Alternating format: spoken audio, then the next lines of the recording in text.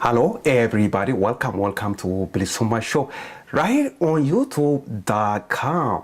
Here's a great article, you may wanna read it. The title is Unpacking Amhara's Self-Denial and the Ethiopian Identity. Let me read some of it. Imperialism took place at the expense of different identities.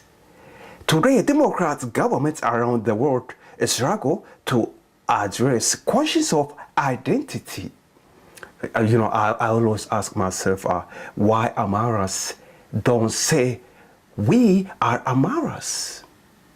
No. They gotta say they are Ethiopians. Only Amharas. Why? I have no idea.